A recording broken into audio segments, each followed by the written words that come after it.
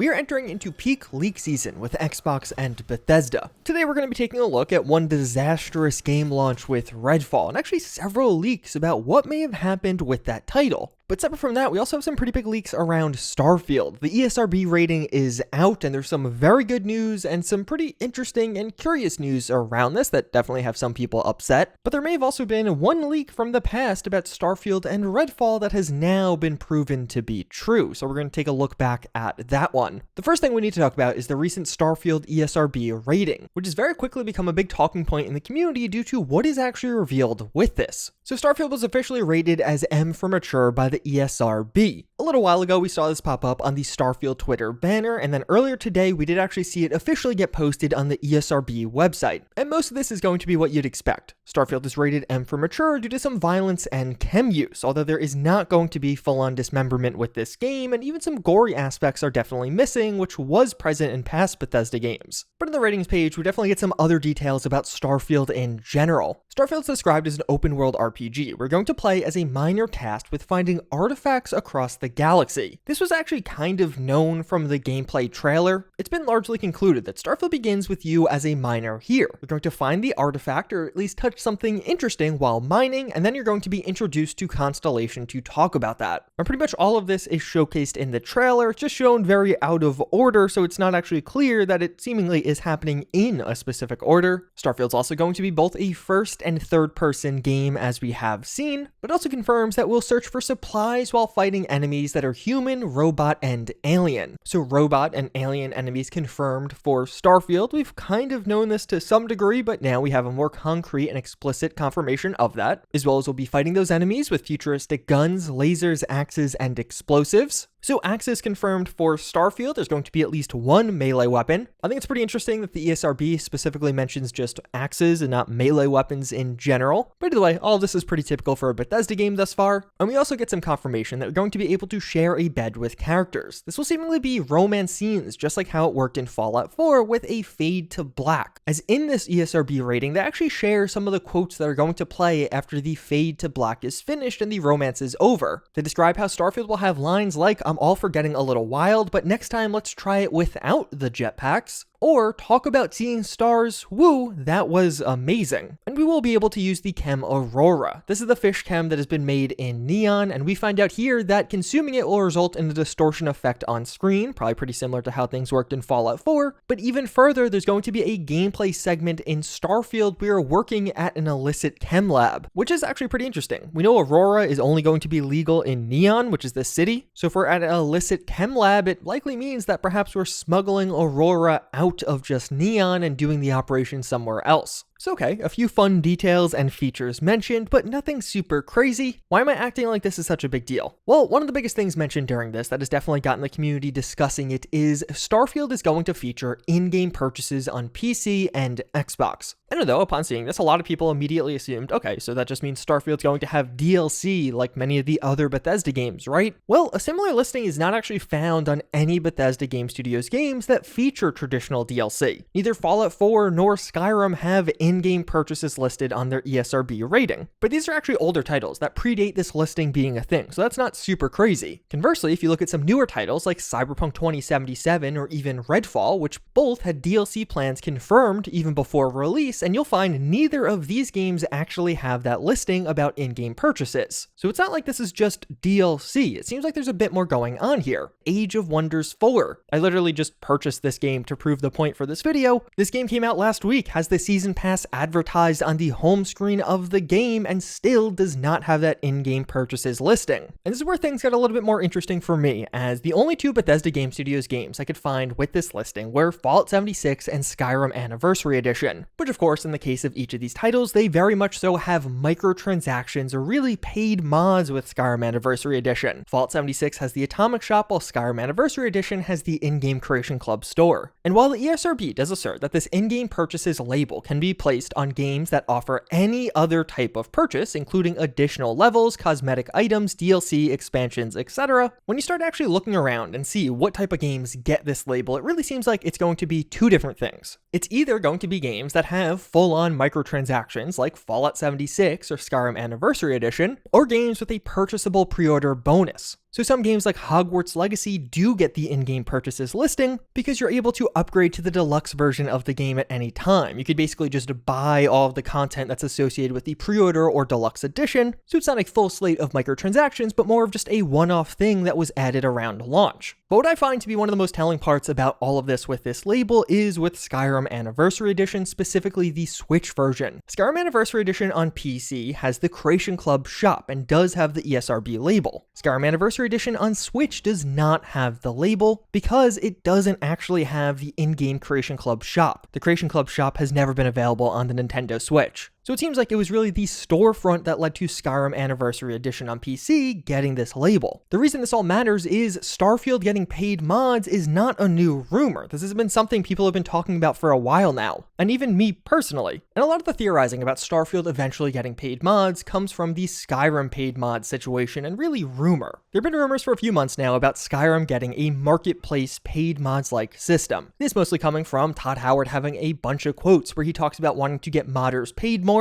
A former Creation Club member mentioned that Creation Club was coming back. And what is perhaps the most important as of late is Skyrim is getting daily updates on SteamDB, which does seem to indicate a new update is coming and likely in testing right now. Late last year, one of these updates for Skyrim actually was labeled as a marketplace, which seems to heavily imply that a mod marketplace is coming. My original speculation was that a paid mod system would come to Skyrim at this late stage in its life, mainly because they were prototyping it eventually to add to Starfield. Do it for Skyrim first and see how it all goes, then add it to Starfield later. So now, of course, on this front, I am definitely biased. When I saw this in-game transactions label for Starfield on the ESRB website, I immediately thought of paid mods because I've been thinking about this for a while now. Well, in reality, I would say this label is just another potential clue. There's definitely a couple of ways to interpret this. I think perhaps a deluxe edition upgrade is also a very realistic avenue by which this could go. But either way, I think this is something and it's definitely interesting. What it means is, at the very least, on the release day of Starfield, it seems like there's going to be some kind of in-game purchase you can make. Now, whether this is just upgrading to the deluxe edition and getting some in-game bonuses as a result, or a full-scale paid mod system isn't entirely clear, but in all likelihood we'll be finding out more in the coming months, especially as pre-orders and collector's editions finally go live. But that isn't all. Redfall launched last week, and as you have probably seen, things aren't going too well for that game. At this point, as many outlets have had time to finally publish their full reviews, we can see just 14% of critics recommend you play this game. And maybe you're sitting there thinking, okay, but I don't really care about the critics' opinions. What do the players think, the people who are actually playing this game? Well, it's arguably almost worse on that front. While the critics' review scores marked Redfall as one of the worst rated Xbox first-party games of all time, and definitely the worst rated one in quite a few years, the community reviews for Redfall on Steam, which currently sit at just 30% positive, mark Redfall as one of the lowest rated Steam games of all time, finding itself at 14th on the all-time low list. So in other words, there are only 13 games on Steam that have worse reviews than Redfall. This is about as bad as it could possibly get when it comes to a review situation, but what is definitely worse on Steam than even that is the player count. Redfall has already dropped under 1,000 players on Steam, and in fact, it's been hitting under 500 players at points. But there definitely is a counterpoint to that, and the one silver lining about this whole Redfall situation is it actually seems to be doing pretty well on Game Pass. As of right now, Redfall is actually the 15th most played game on Xbox overall, this just being for console players out there. That's honestly not that bad. There's quite a few people playing it, and if you actually look at these stats even a bit deeper, you can see it's the second most popular game on Game Pass right now, only behind Minecraft. And although that's a bit of a silver lining, at least for right now, I feel like this is going to be short-lived. You have to imagine this player count is going to plummet relatively rapidly. And when you consider the fact that Redfall was a AAA first-party title that took 4.5 years with a premium developer like Arcane making it, this is still really bad. You expect titles like this to be better reviewed and definitely have far more staying power and popularity. The reviews and more importantly the reactions from players make Redfall not just a poor launch but also a stain for Xbox overall that is almost certainly going to have an impact on player trust in Game Pass subscriptions. So things are not going super great for Redfall, but why is this happening? In the weeks since release, we have been hearing quite a bit on the front of leaks and rumors from insiders about what went wrong with Redfall. Jeff Grubb has described how the ongoing theory is that the game started before Microsoft took over. The current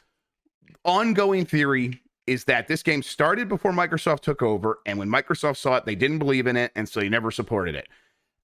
Then just cancel it. Jeff Grubb continued on to mention how he heard from someone a month ago that Redfall would be a disaster, so this problematic release was largely a known quantity at Xbox and Bethesda, and in Jeff Grubb's opinion, the state in which Redfall launched is worse than the game not launching at all. Jez Corden actually followed this up as well. He mentioned in a super chat on this live stream, he can confirm Microsoft had no involvement in decisions to delay/release Redfall, but maybe they should have. This is a straight young bloodening. That referring to Wolfenstein Youngblood, which also had quite a few launch issues. And Jez Corden expanded on this even further in a full article, mentioning that I've been told by multiple sources that Xbox was entirely hands-off with the project and that the game doesn't fall under Xbox Game Studios director Matt Booty's responsibilities, because rightly or wrongly, right now Arcane is not in Xbox Game Studios by internal definition. Despite the Xbox and Bethesda deal closing over 2 years ago now, there's clearly still teething issues, and Redfall is an example of that. Just clarifies that as of right now, ZeniMax largely operates as a completely independent entity from Xbox. And if you want to get even a bit more into the outlandish leaks from very unverified sources, we have also heard from a shopkeeper in Lyon, France, which easily marks itself as one of the most hilarious leaks getting attention around this situation. But basically, this video game shopkeeper reports having several clients that work at Arcane. Arcane has 2 studios, one in Austin, who seem to have largely worked on Redfall, but another studio in Lyon, France, where the shop is located. So the shopkeeper basically says that he's heard from devs at Arcane Lyon that Microsoft didn't believe in Redfall and just wanted to finish development quickly, but that Arcane Lyon is working on a much more ambitious game that's in the works right now. So on one hand, if you're hoping for more Arcane magic, hey, perhaps something else is coming. But on the front of Redfall, I think these leaks are interesting as they almost act as converging evidence. We hear from Jez, who has a proven track record with Xbox information, that Microsoft really had very little to do with Redfall overall, and this was largely a Bethesda production. But then perhaps as Redfall development approached the finish line, Microsoft didn't love what they saw, and as per that random shopkeeper and Jeff Grubb, rather than trying to figure out or reboot Redfall, they simply got the game out. Although it was delayed, so somebody must have cared at least a little bit at some point. The really unique part about the Redfall situation, though, is we can almost immediately learn more from the head of Xbox himself with Phil Spencer. Phil Spencer recently went on the Kinda Funny Xcast. This was almost immediately after the launch of Redfall, which, right off the bat, regardless of what he's actually going to say here, I think it's pretty respectable to put yourself out there in the public eye almost immediately, and especially while your game is getting obliterated by the media. And what Phil Spencer had to say here was pretty interesting. There's definitely some general PR talk, like Phil Spencer mentioning how he is upset with himself and disappointed with the Redfall situation, and mentioning how nothing is more difficult for him than upsetting the Xbox community, but then it definitely gets a bit more real. One of my favorite moments was when one of the interviewers asked Phil Spencer a question on knowing when to delay a game or not. And there are quality issues and we're working on those. But I think there's a fundamental piece of feedback that we get that the game isn't realizing the creative vision that it had for its players. That doesn't feel like a, hey, just delay it. That feels like the game had a goal to do one thing. And when players are actually playing, they're not feeling that thing. They're not feeling the creative execution of the team. A delay wouldn't help turn Redfall into a game it wasn't. And I really appreciated this answer. The question was set up as an easy way of Phil just agreeing that Redfall should have been delayed more, but I think Phil Spencer's answer that a delay wouldn't necessarily fix the issues players are reporting is both accurate and surprising to come from him, because I actually think that's true. I've seen a lot of discussion in the community over how Redfall needed more delays, and although yeah, the bugginess would be lower, I don't think a few extra months or even an extra 6 months could have fixed all of Redfall's problems, or really the fundamental design problems a lot of people seem to have with the game. But Phil Spencer goes on to talk about how, despite the issues with Redfall, he still does believe that teams at Xbox should be able to venture outside their comfort zone and should not be shoehorned into one genre of game. He wants to give teams the creative platform to push ability and their creative ambitions. But it also seems like Xbox definitely views Redfall as a problem. They say doing mock reviews for their games before release, and Redfall's real review scores are going to be double digits below what they anticipated, and Phil Spencer describes wanting to revisit the process. Announcing a 60 FPS mode and having that be pulled by launch is definitely a bad look. And even further, showing a bunch of 60 FPS PC gameplay while the game itself is going to be locked at 30 FPS on consoles, and knowing that at the time is also not good. But reportedly there is a timeline for future updates for Redfall. The 60 FPS feature is coming, and they will continue to work on the game to some degree. And here we also start to get into some of the future titles at Xbox, including some comments on Starfield. Phil Spencer mentions how Xbox was more involved with Starfield development development than Redfall development. Xbox has a team that helps with the development process with different games, and they actually did help with the technology platform for Starfield. Phil Spencer mentions how those same teams should have been there earlier for Redfall, which does kind of line up with those earlier rumors of Xbox not really being super involved in the development of the game. But even further, Phil Spencer described being excited for the showcase, but he recognizes his words are just words. He agrees that last year's showcase failed to deliver as many of the games supposed to come out in the 12 months following the showcase simply did not. You didn't necessarily deliver on all the games coming. No, we didn't deliver. 12 Not months. necessarily. We didn't deliver. Absolutely. So, but they want to focus more on showing fans gameplay and actually getting games into the hands of gamers and having them deliver for them. He also mentions that there'll be a clear answer on whether or not Starfield supports 60 FPS on consoles at this year's showcase. Should Xbox players expect a clear message this summer with Starfield with 30 and 60 frames? That's a big lesson learned, as you brought up. Should we expect that answer? It's clear as day? Yeah. So at the very least, in about a month's time, we should hopefully have the 60 to 30 FPS debate on Starfield being put to bed by Bethesda and Xbox officially. As well as going forward, there are games coming every quarter that will surprise and delight customers, as well as Phil Spencer describes having seen some good builds of Avowed. But he also has an interesting take on the overarching console market. But it's just the truth of the matter is that when you're third place in the console marketplace and the top two players are as strong as they are and have in certain cases very discrete focus on doing deals and other things that will that kind of make being Xbox hard, but we are not in a position, and I see it out there, I see commentary that if you just build great games everything would turn around. It's just not true that if we go off and build great games, all of a sudden you're going to see console share shift in some dramatic way. We lost the worst generation to lose in the Xbox One generation, where everybody built their digital library of games. I see a lot of pundits out there that kind of want to go back to the time where we all had cartridges and discs and every new generation was a clean slate and you could switch the whole console share.